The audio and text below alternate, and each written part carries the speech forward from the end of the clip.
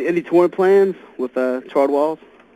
Definitely. I'm actually meeting with some booking agents very soon, and we're going to talk about all of our schedules, myself and Tim and Steve and Jason.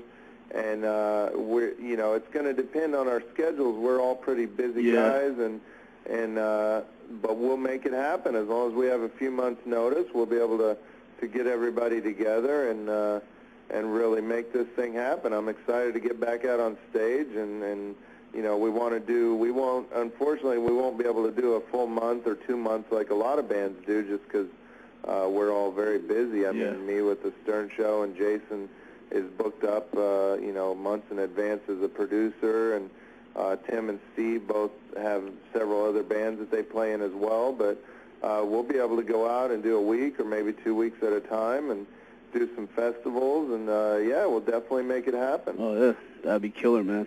And as far as working on the Stern Show, you ever got, there's people there that work on the show or people around the show, they meet you and they learn your history of metal and your drummer. Once they learn that, any of them ever got into metal from that point? Have any of them been turned on to metal from me? I know a lot of fans have.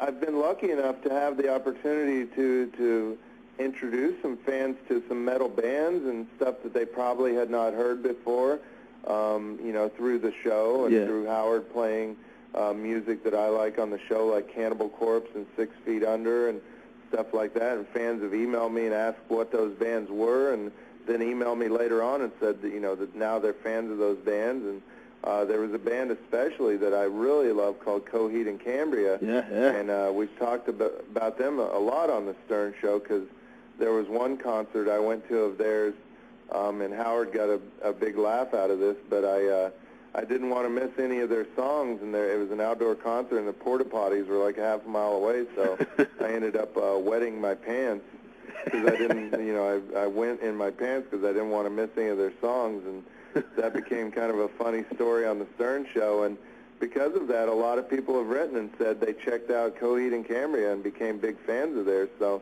I'm really excited about that. And but as far as converting anybody that I work with on the show, I would probably say not. They're kind of everybody there is as far as their musical taste, they're kind of set with their musical taste they already have. And, I've maybe introduced them to a few songs that they like, but there's definitely nobody that I've converted into a full-blown metalhead that I work with. But luckily, I work with a lot of people that already were metalheads when I met them. Like there's a guy, Kevin Kraft, that works on the Stern Show, is a big metalhead, and a few other people that work around there. There's actually an awesome heavy metal station on Sirius XM radio called Liquid Metal, and this guy Jose that runs the Liquid Metal channel is a really good friend of mine. So it's pretty cool to be able to go to work and have fun working on the Stern Show and doing comedy, and then also I walk down the hall and talk heavy metal with my buddy Jose, and we'll just jam out some metal in his office, and I've been lucky enough to do a show on Liquid Metal.